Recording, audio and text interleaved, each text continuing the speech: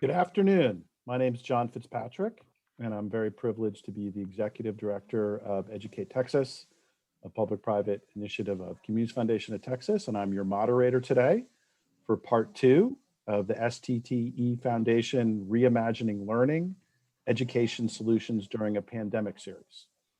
We have 3 very talented panelists. I will do brief introductions. We'll have about 40 minutes of Q&A with our 3 panelists, and then we're going to have the opportunity for you to submit questions in the chat box for the last 10 or 15 minutes. On the upper left of your screen is Dr. William Serrata, president of El Paso Community College. Dr. Serrata holds a BA from Texas A&M University College Station, a master's degree from UT Brownsville, a doctorate from Texas A&M College Station. He is the vice chair for the statewide Texas Association of Community Colleges, a board member of the National Group Excellencia in Education, and is chair of the board of directors for the American Association of Community Colleges. At a personal level, I can say Dr. Serrata, as a first generation college graduate himself, has a deep passion for students and the experience that our first gen students in El Paso and other places in Texas are going through. And it's a privilege to have you with us today, President Serrata. On your lower left is Dr. Jose Espinoza, the superintendent of the Socorro Independent School District. Dr. Espinoza's expectation from day one has been, we must educate and treat our students as if they are our own children. His tireless work to overcome obstacles, boost achievement levels, and raise the standards of excellence for Team SISD earned him the prestigious Escalante Gradius Prize for Best in Education. And Socorro was the first, not only in El Paso, but in a non-HEB market to earn the coveted HEB Excellence in Education Award for Outstanding Large District. Achieving success as a team describes Dr. Espinoza's leadership approach, and he is a leader who knows his data. He is not on the mountaintop. He is in his campuses working with his teacher. And as a result of that, SAISD went from behind the state in 9 out of 17 STAR exams to outscoring the Texas average in all 17 under his leadership. Thank you for being here, Dr. Espinoza. Thank you. Finally, on your upper right is Mr. JJ Childress, a serial entrepreneur who currently leads Microsoft's Tech Spark initiative in El Paso, an economic development and civic engagement program aimed at helping communities develop the talent for opportunities in the 21st century. JJ is a proud graduate of UTEP, as well as having an MBA. He is also a graduate of Stanford University's Latino Entrepreneur Initiative program and the University of Washington Accelerating Social Transformation. Getting to know JJ, he has both a strong hand on the technology changes, but is also doing amazing work at the local level in El Paso, partnering with public schools and universities. So we're going to kick it off with you, Superintendent Espinoza.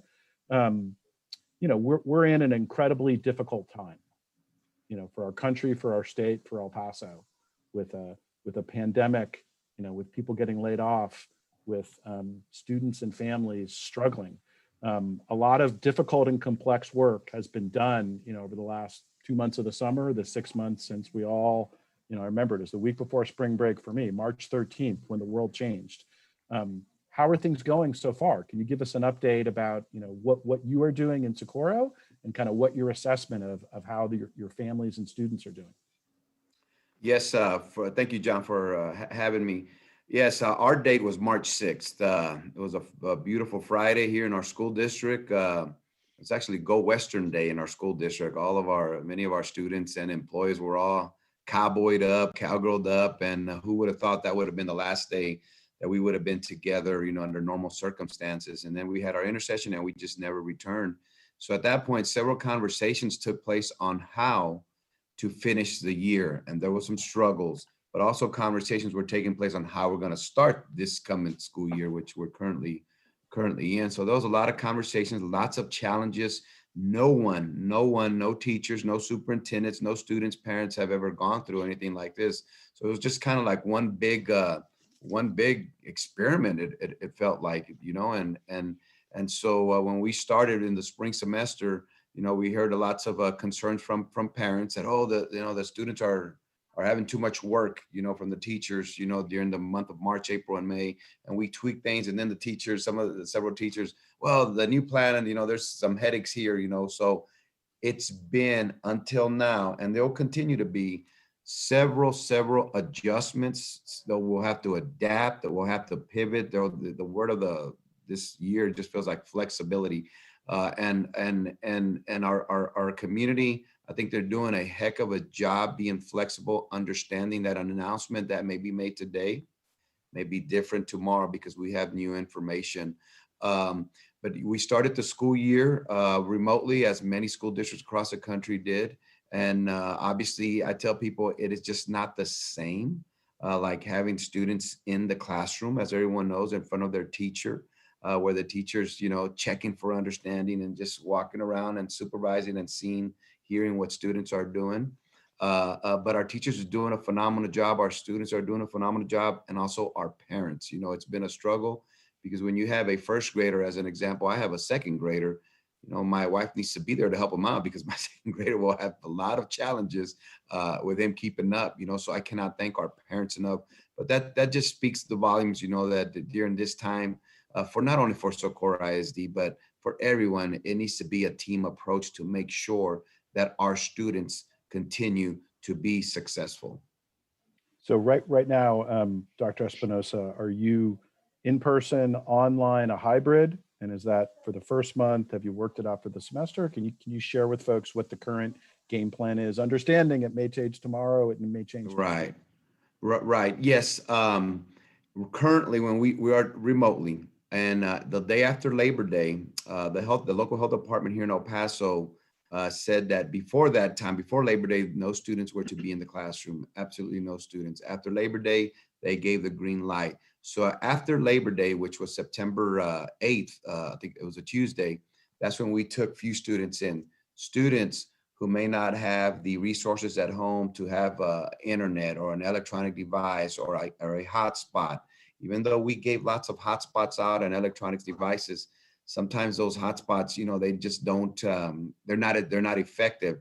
I mean, what we found is students, as an example, outside one of our schools saying, I got a hotspot, but it's slow or it kicks me off. And they live in rural areas in some cases.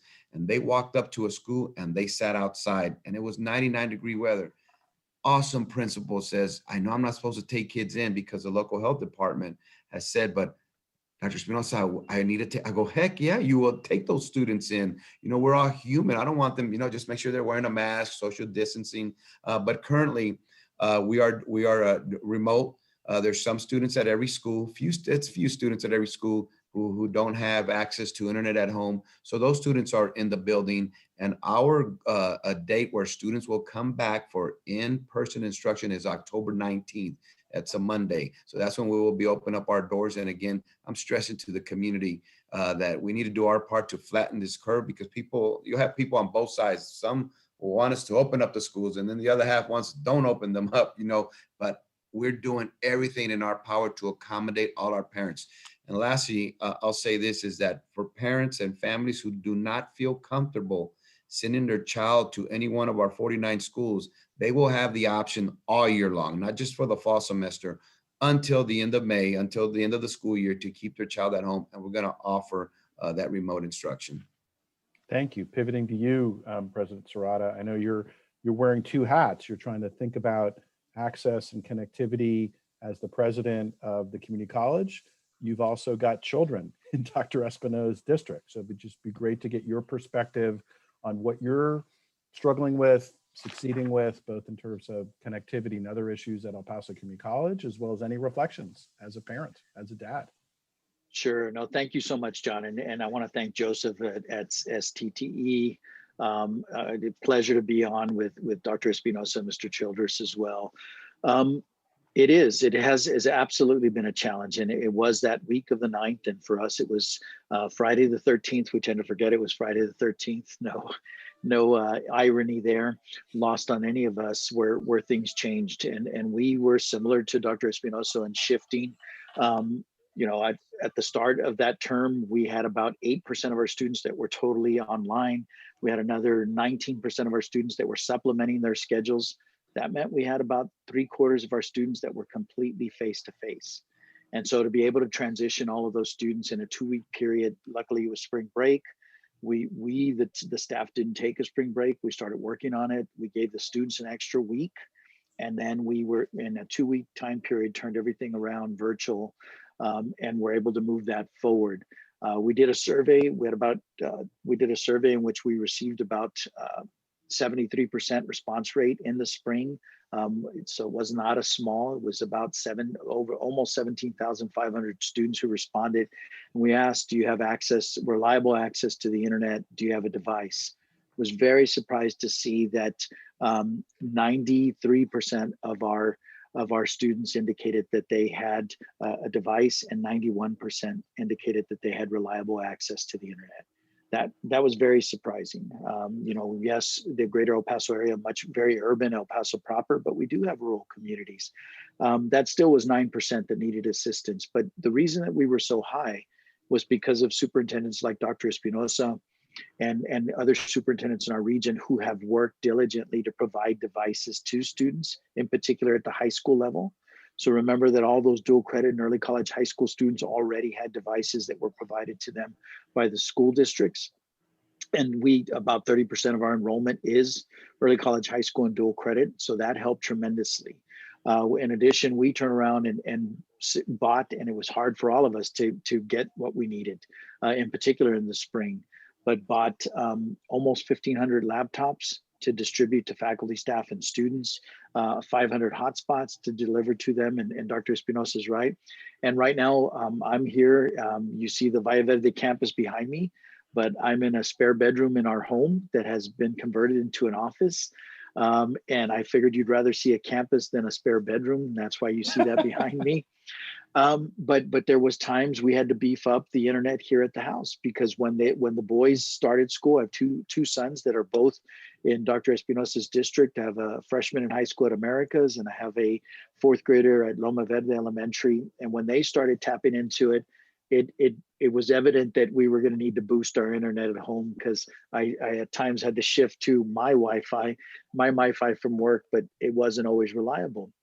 Let me say, as a parent, and I know it's not just Socorro, that all the school districts, but my personal experiences with Socorro, it is night and day between what occurred in the spring semester and what is occurring this fall.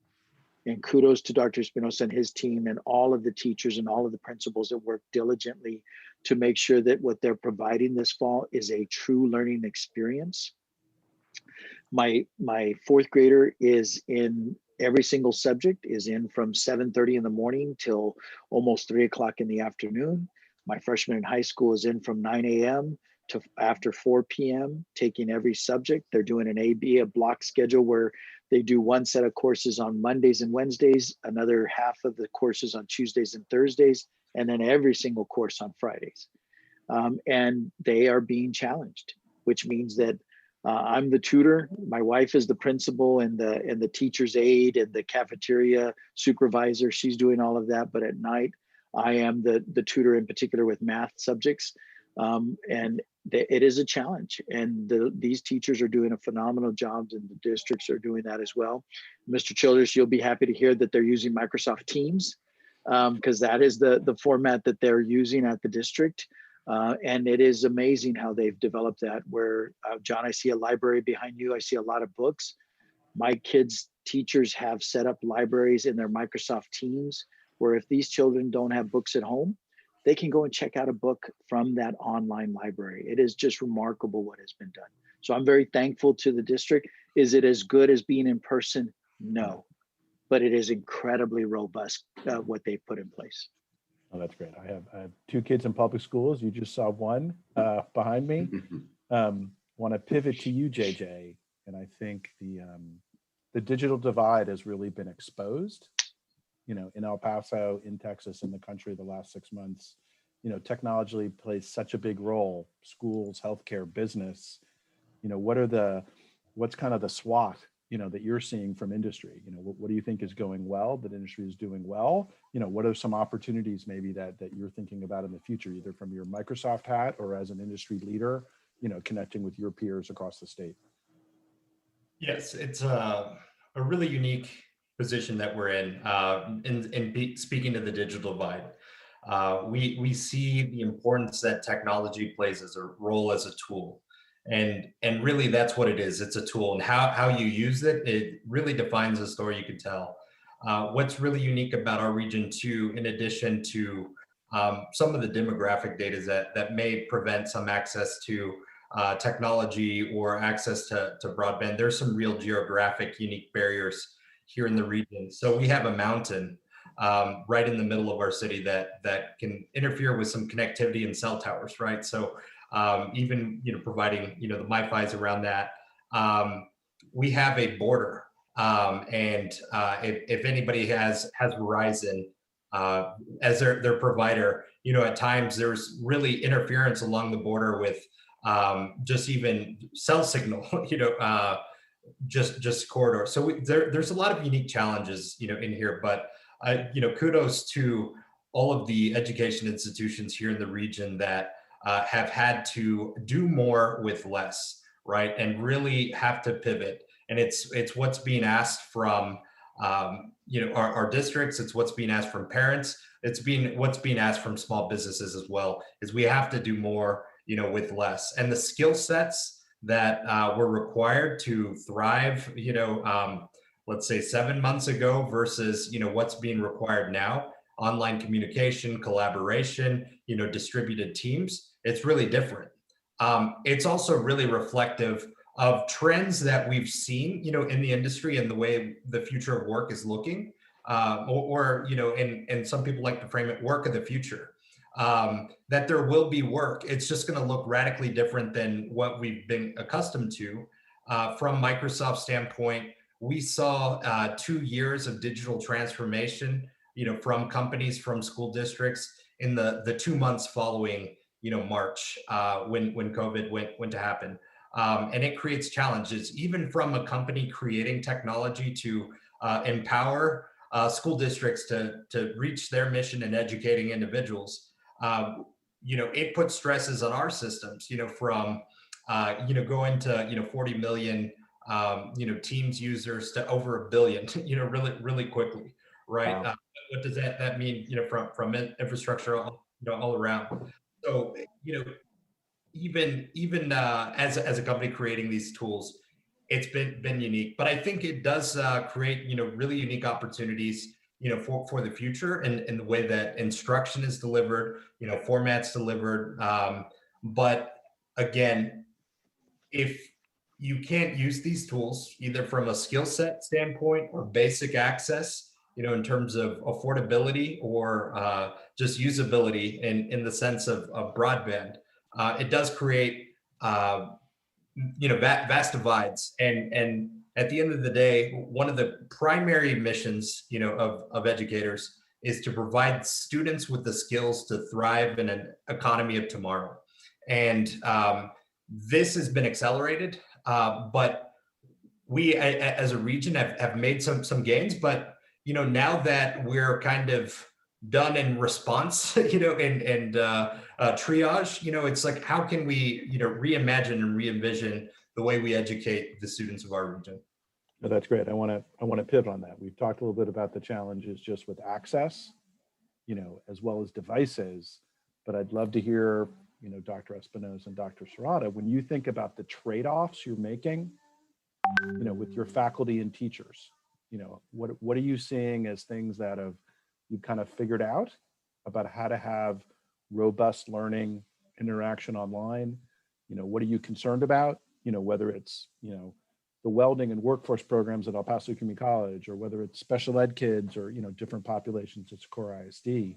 But how are you guys feeling about sort of the strengths and weaknesses of the quality of the learning and what you're now having to do so differently with your students and families? Well, a couple of things. Number one, the way we ended the school year last year, there was a lot of parent-led lessons. The teachers, and I think it was Dr. Serrata mentioned earlier, this fall, it's very, very different. And for teachers, sometimes people out there, the non-educators may question their profession. Teachers have had to work even harder to get this down, because they've never really taught this way, where, you know, they have their 22 students or 25 students on their laptop or on their computer, and they're seeing their students. They've never done this, you know. So in our school district, just like many educational institutes, you know, during the summer, when we ended last year, during the summer, and it still continues, lots of professional development, lots of training was provided for our teachers that they were thirsty for, because they wanted to make sure that they got it right. And they're still learning. But for sometimes for people who say, you know, we get evaluated, as an example, teachers, they get evaluated, you know, and I said, tell you what, you know, there was no evaluation last year. TEA allowed school districts not to evaluate teachers. The teachers, principals, they worked even harder to finish off the year, you know, which just speaks volumes about our amazing educators here in SISD and throughout the state and country. But I will say this, that that I have started to hear less. There's still, it's not perfect yet, but less concerns, concerns from parents, from teachers, from students. Why? Because it's getting better, it's improving, and we're always adjusting. I saw on the chat a question, or I think it was on the Q&A. You know, there was a local district that did away with homework, and, you know, what's my thoughts on it? You know, and I talked to, I was at my mate, I had, my son had baseball practice last night. So I'm talking to a couple of our players. I go to this school, they go to some of our schools here in our school district. I said, how's homework? You know, and it's like, no, I'm fine. And then one said, yeah, we do have quite a bit of homework. Then asked his other child. So it's kind of, you know, we empower our teachers. We empower our administrators at our schools. We have 49 schools. I don't like to micromanage a school. I don't like to micromanage teachers, you know, but if there is that concern where it's just an excessive amount, I think we need to have conversations with our teachers, with our administrators. Hey, let's go tap on a teacher's shoulder. Hey, you know, maybe we're giving too much homework to, you know, for a child to handle. I haven't heard a lot of those complaints, you know, but obviously there, you know, we have over 3,000 teachers. We have over 7,000 employees, you know, and they're amazing, you know, and some of them are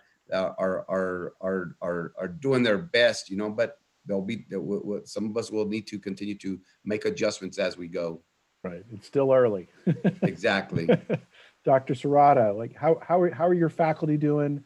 How do you feel about this, you know, massive innovation and adoption, you know, of having to go fully online, or, you know, and can you also share, are you fully online? Are you a hybrid? Sort of same question I asked Dr. Espinoza about how you're delivering stuff.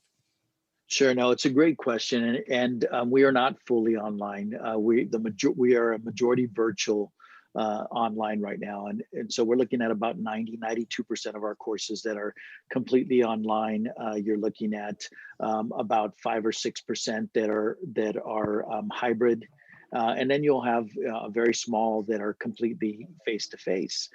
There's some programs that you can't do online, or at least you can't do all of it online. You can't teach someone to weld online. That has to be done in person. We have lab intensive courses. You have clinicals that are in the hospitals, that are in medical facilities. Those have to be done face to face as well. We're adhering to all of the social distancing, the CDC guidelines, PPE, et cetera. But the majority of our courses, you know, we're about 88% academic transfer. We're only about 12% CTE.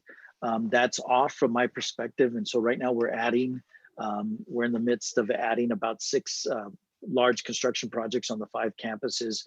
74% of that square footage will be dedicated. So it's about 450,000 square feet, and about 3/4 of it will be dedicated to STEM and or CTE.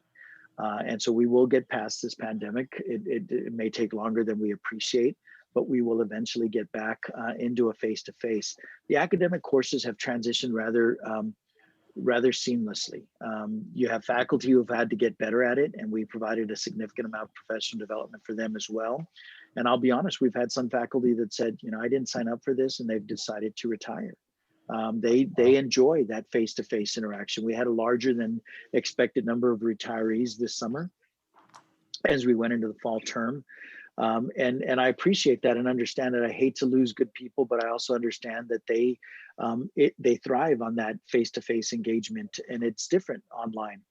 And we're not asynchronous as Dr. Espinoza and his teachers are. We do have some asynchronous components to our courses, but we don't necessarily need to have the face-to-face, and students can catch up, things of that nature.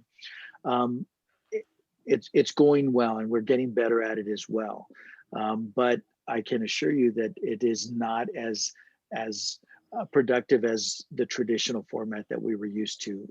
But I do think this changes us for the future. I think we will continue to see a larger population that will say, you know what, I can do this. I can stay online, and I can do my coursework online. So when we were 8% totally online, when we come out of this, I anticipate that number will be significantly higher. At least double, if not triple that, in the normal course going forward. That makes sense. JJ, you know, we're talking a lot about K-12 and higher ed, but industry is such an important partner. What do you see as sort of what's happening now, and what future role can industry play regarding internships, apprenticeship, you know, applied learnings, and ways to kind of connect the dots? And then after JJ speaks, we'll give an opportunity for our two education leaders to talk about what they're seeing. But could you share a little, JJ, about either where Microsoft is or where you think Microsoft could be? Yeah, well, and from Microsoft's perspective, you know, we were very early from the work from home, you know, mandate.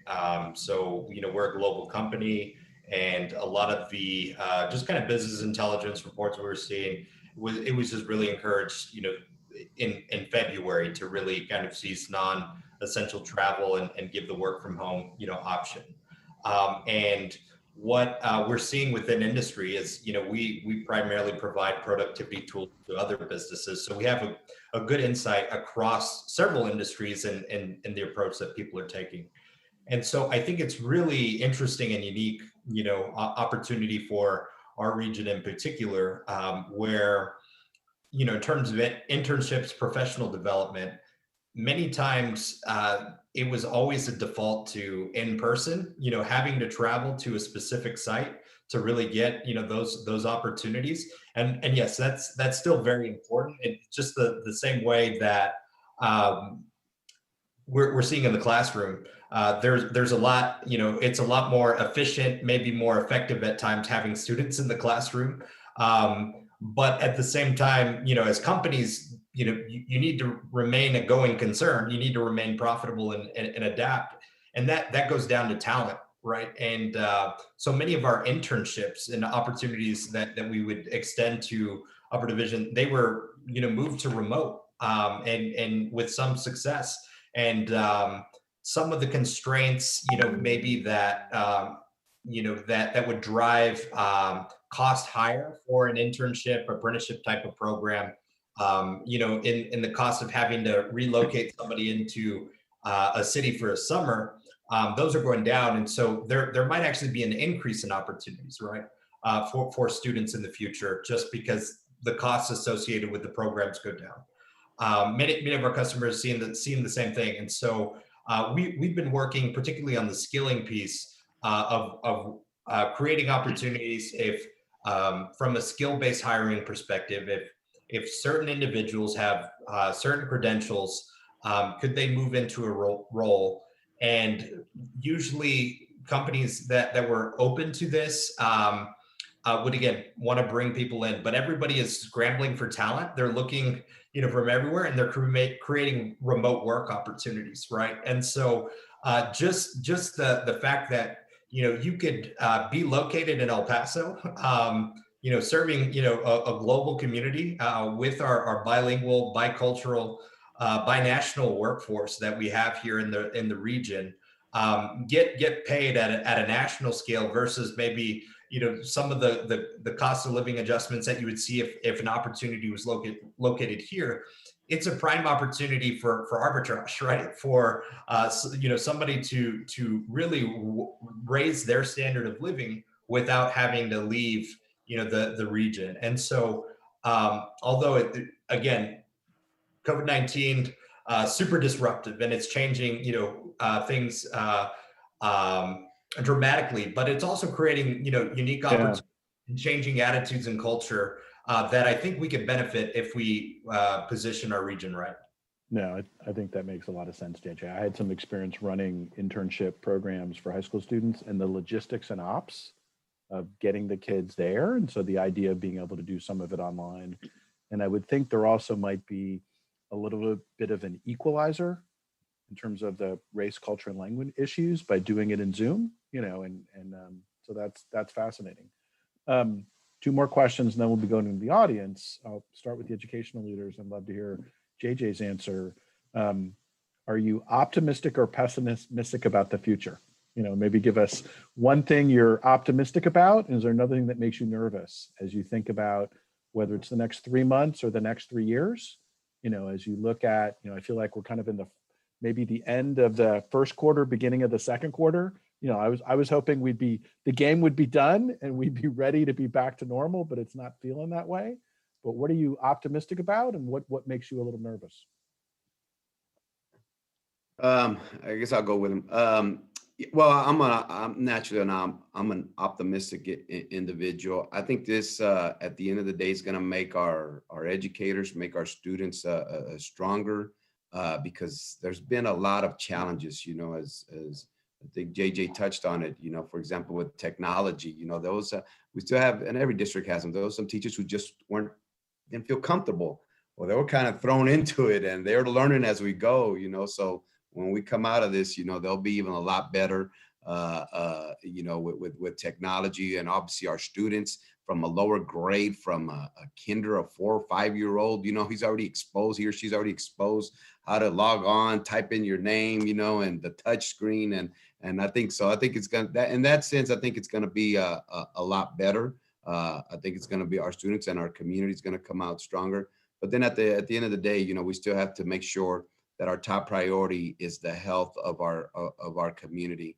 And is there a vaccine going to come out soon? There's not. Well, there's that debate, but there'll be parents, there'll be teachers, employees, as Dr. Serrata mentioned at EPCC, including Socorro Isd here, that some people may not feel comfortable, coming into the buildings. That's why we want to make sure that we have everything in place at our 49 schools and all our different facilities here in our school district, that all the social distancing, the washing of the hands, the wearing of the mask around people, that everything's being practiced, and our team is doing a phenomenal job of that. So that will continue to be a challenge, I think, for a very, very, very long time, because the easy target, when somebody gets COVID out of school or anywhere in the school district, the easy target is going to be the school district, going to be that specific school.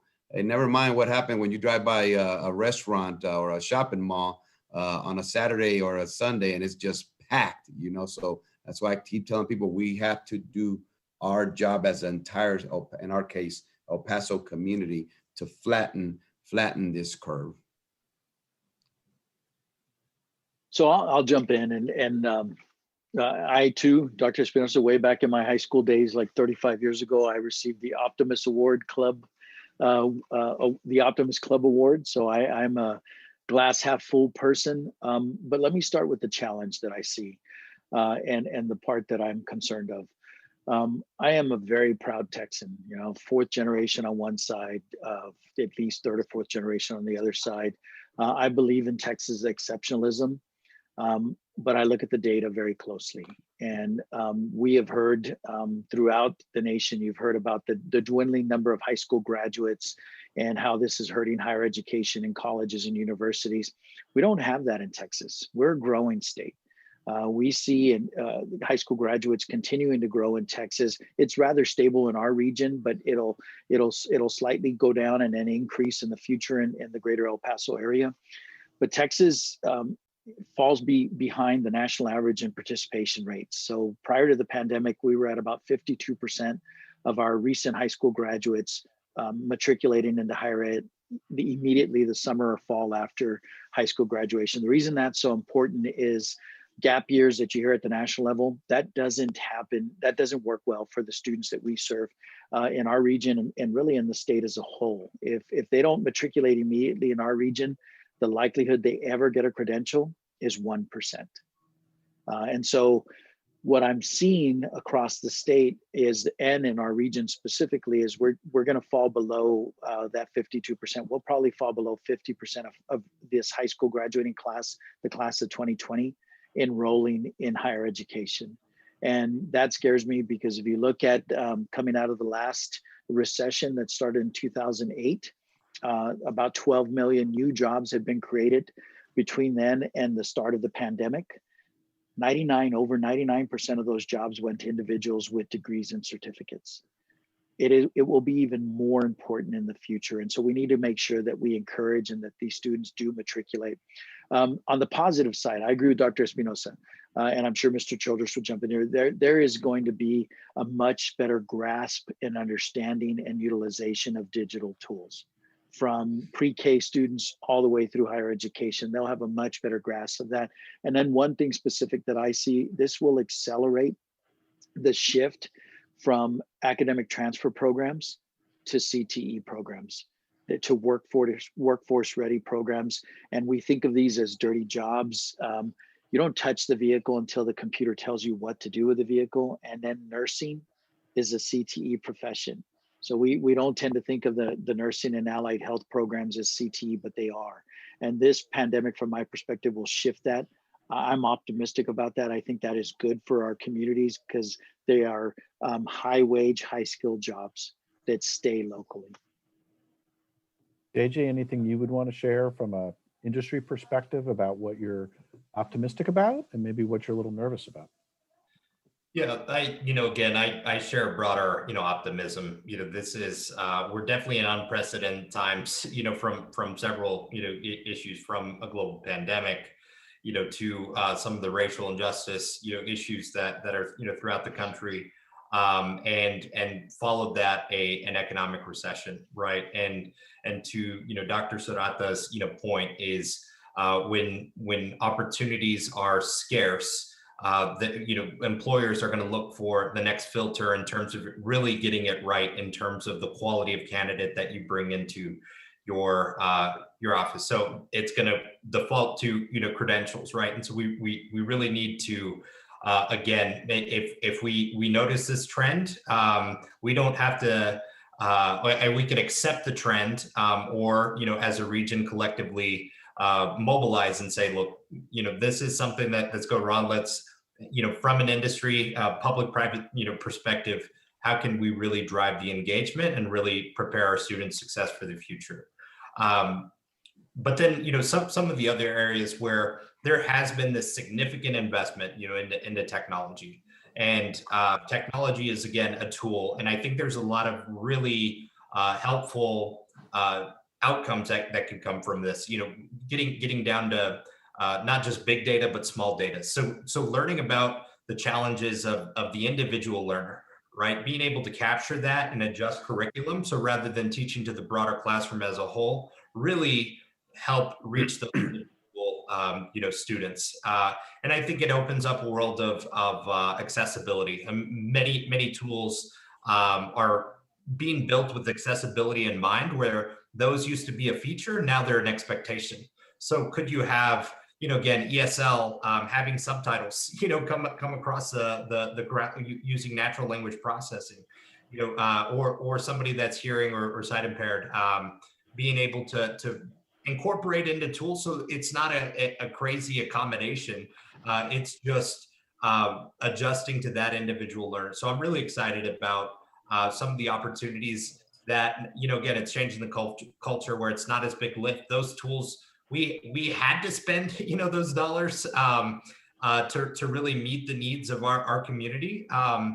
And beyond just, breaking even, what are the things that we can do to really excel and thrive now that we've made those investments? So excited about that. But again, just the nervousness, is really to that digital divide, right? We're super unique, in terms of access to broadband speeds, and what in addition to geographic barriers, just some of the economic barriers and economic demographics. It's an affordability issue, right? And the county is doing some great work in exploring how can we better connect students great work in, you know, Socorro of we have access to broadband. Could we, you know, create these hotspots and really close the gap? But it really just undermines the importance, you know, of technology. And technology isn't a replacement, you know, for the human element that educators bring to the classroom. It's just a tool, and it's a tool for our community. And I think if we, you know, again, really look at the trends, you know, see where we're doing well, do more of that. Can we cascade excellence? But where are the areas that are concerning, and let's brainstorm and get. That's great, Jay. And the first part of your question, I've heard a lot about big data. I've never heard about small data, but the idea about the personalized approach and some type of AI strategy, that is exciting. We're going to go to the general audience, and we can have one person answer, two person, or three people. It's your check. The first question is from Ernesto Herrera, who is specifically asking about STEM courses, science, technology, engineering, and math. How can we actively provide additional support and resources for schools to improve in STEM as they're working through this environment? So I'll jump in first, and what we'll see is the projects I indicated earlier. It's about $125 million of new construction. 3 are up and running. 2 will be ready this fall. The last one in the spring. 3/4 of that was dedicated to STEM and/or CTE programs. So I think first is we need to offer more of the STEM to be available to students. We need to encourage students. You know, that these are programs that they should look at, that they can rise to those expectations and meet that bar. It is somewhat of a self-fulfilling prophecy. I would hear, you know, I'm not good at math. You're already indicating that you're not. Who told you you're not good at math? And so encouraging them. I loved math until Cal 3. At that point, then I didn't like it as much as I used to, but I loved it, you know, all through elementary and through high school and into college until, as I indicated, until engineering calculus 3, and then it was not as fun as it used to be. But we need to encourage. I think the part of it is providing those. We see this through dual credit in early college high schools. We have several STEM early college high schools that get these students in there. We have research, the RISE grant that we have at the college. Dr. Alvarez, who in past years was noted as the faculty member of the year in the nation. Her expertise at the Trans Mountain campus is really working with undergraduate research in STEM. This semester, they're focused on potential COVID and antibiotics is what they're researching. It's just that expectation that we set that expectation that our students can do it, and then provide them with the resources and the resources to facilitate them being successful. Super. Next question, we'll start with you, Dr. Espinoza. JJ talked about, from his perspective, the goal of education being to provide children the skills and the opportunity to thrive in the economy tomorrow. When you think about the goal for Socorro ISD, what's that goal that you're trying to work with your teachers and your principals and your families for them to achieve? Yes, you know, we want, just like our district, you know, that's one of the things we talk about here, have several conversations. We want well-rounded students. By the time they walk that stage, they cross that stage at the Don Haskins Center at UTEP. We want, you know, students that if they're ready to choose the military, hey, we've prepared you to make that decision. If you want to join the workforce, we prepared you for that. If you want to go and enroll in a university or a college, we prepared you that. As long as we were able to say as a school district that we prepared you and your family to make that decision and empowered you, you know, I think we would have done our job.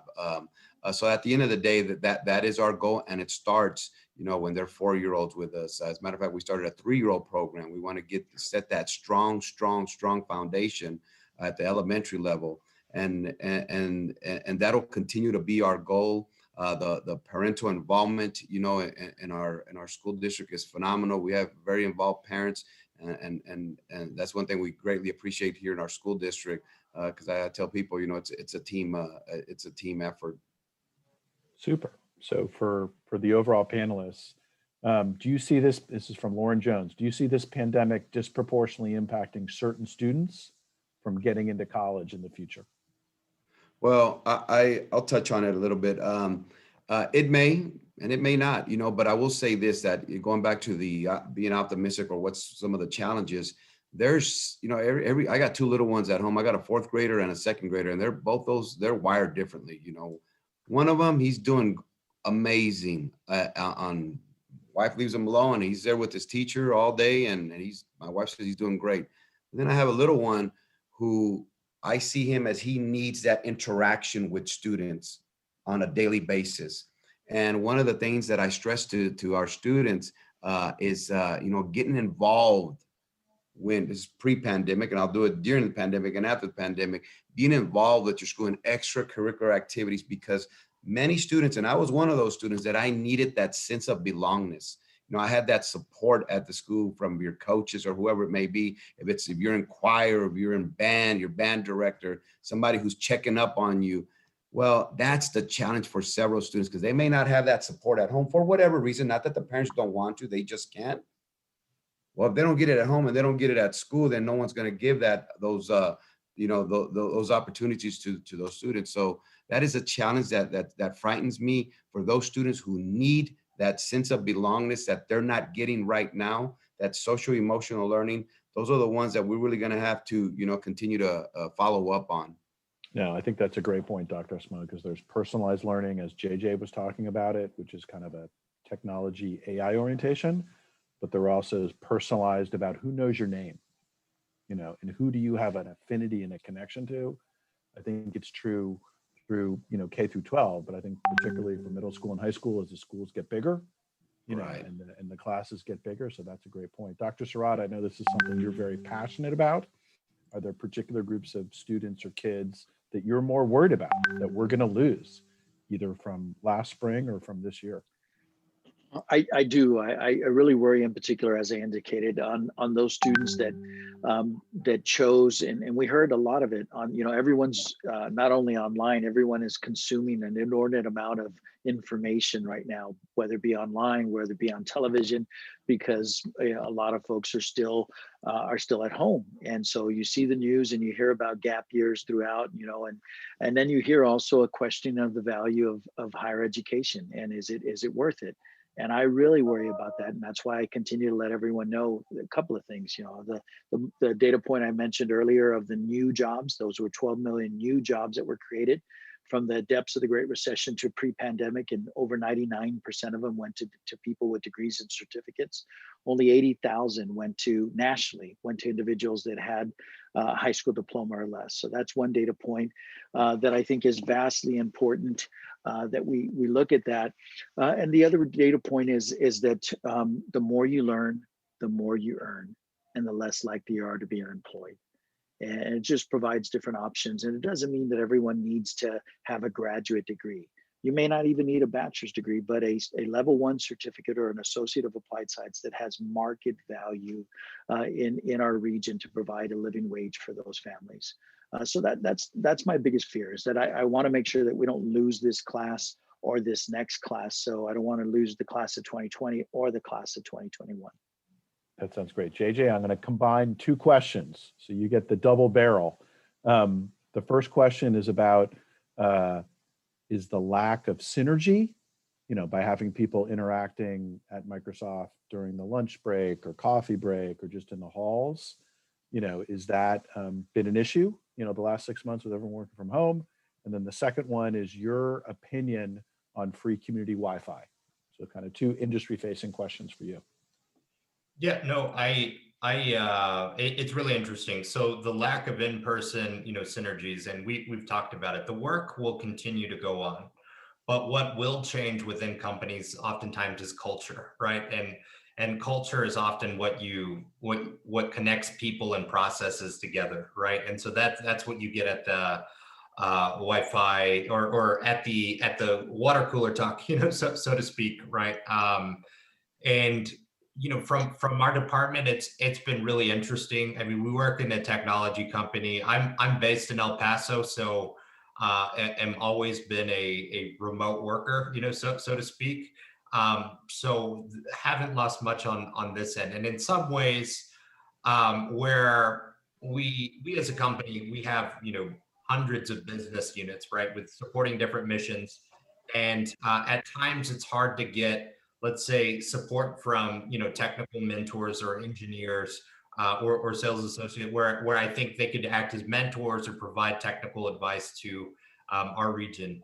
Now, everybody's a lot more open and receptive, to, let's say, volunteering. And so, although maybe internally some of that culture is changing, the other side is it's also facilitating a lot more access to other groups that was, I guess, more challenging when everybody was kind of staying in their own lane, so to speak. And then the second one, should there be community-wide Wi-Fi?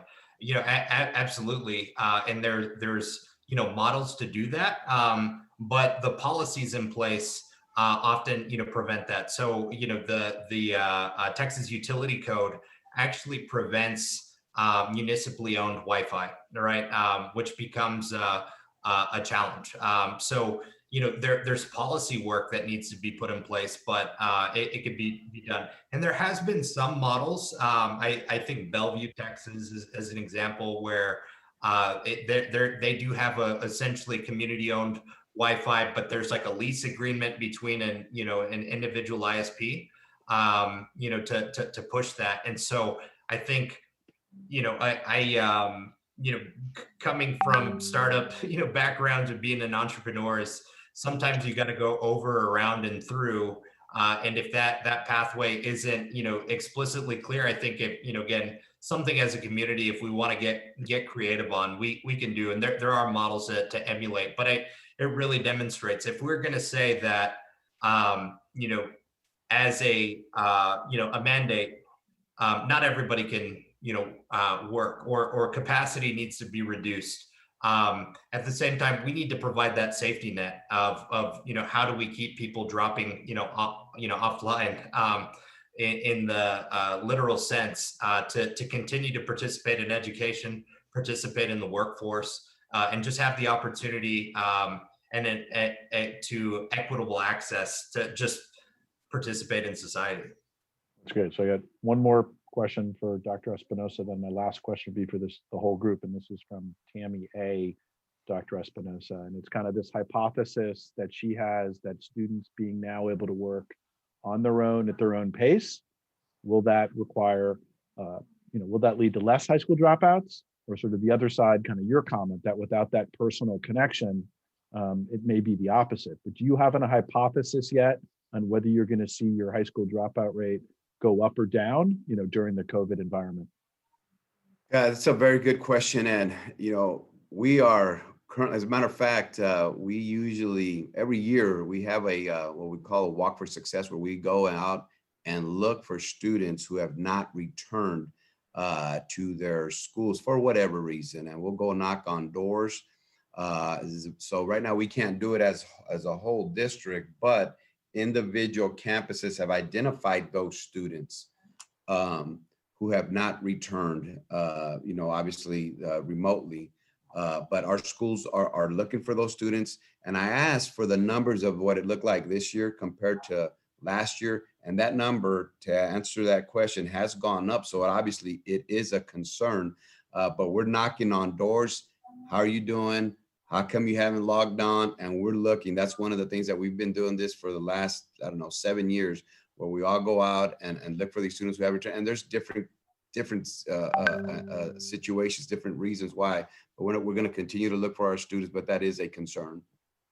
Great. So the last question I'd love all of you to answer, and I assume this is from a business leader, Mr. Baron White. How would you feel if businesses met with you concerning our English language learners to provide online face-to-face language support, incorporating up-to-date technology to support those struggling students district-wide? This would minimize student dropout, particularly during the pandemic, and moving forward.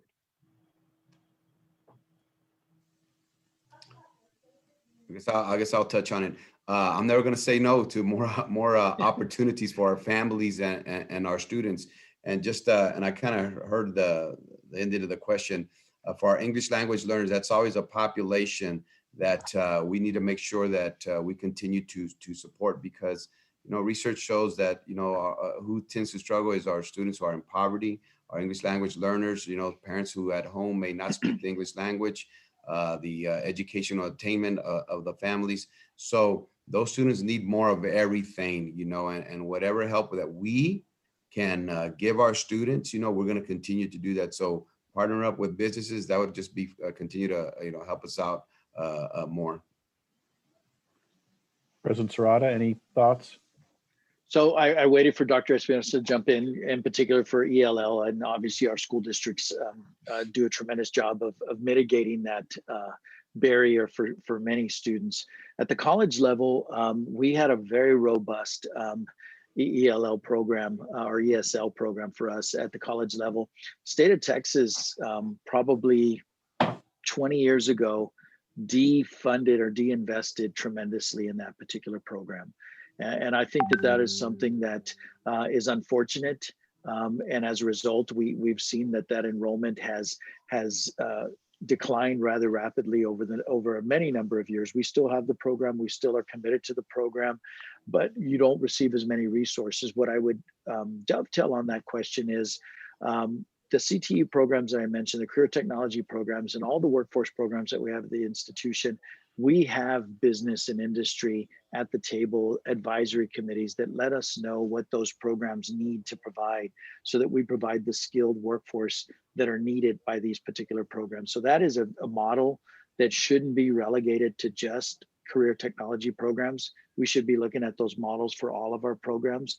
I'm a lifelong educator. My whole career has been in higher education, but for the students that we serve, it's all about the job. It's all about using higher education or education as a whole to go into a living wage career.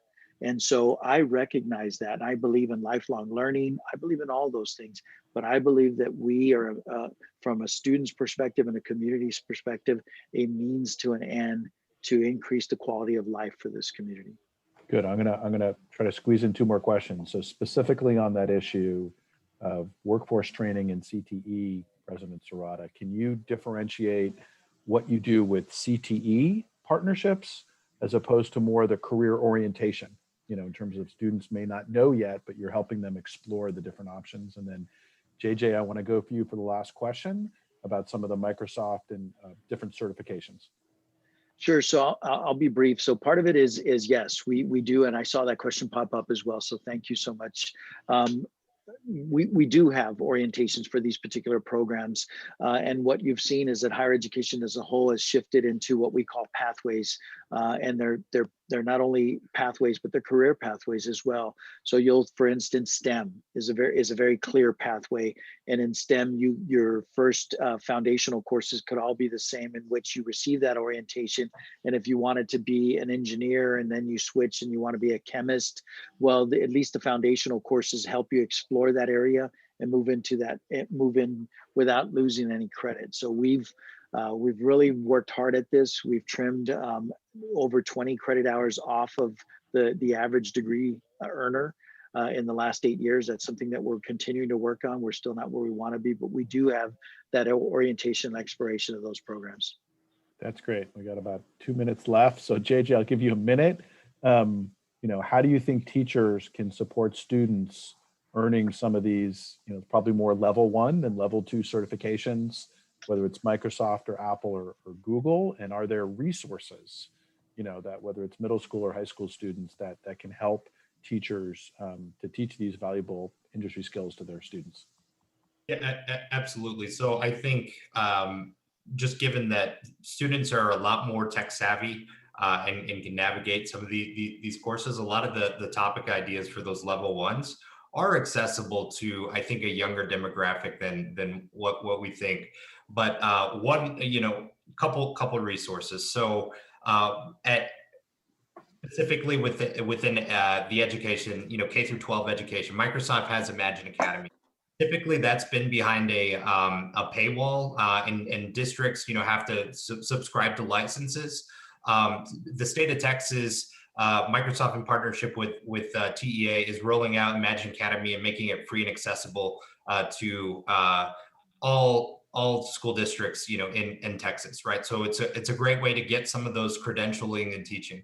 The second one right now, we have a commitment to skilling in particular. So if you go to opportunity.linkedin.com, it's a commitment where there's 10 of these in-demand, high-paying jobs that people can actually self-direct and go through these courses and get a credential at the end of it. So it's project management,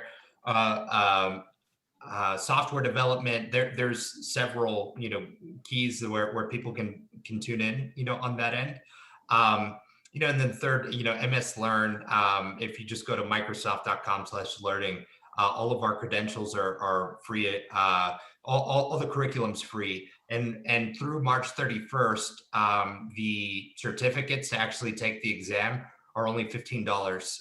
If you self-certify, and they're typically $100. So it's a lot more accessible.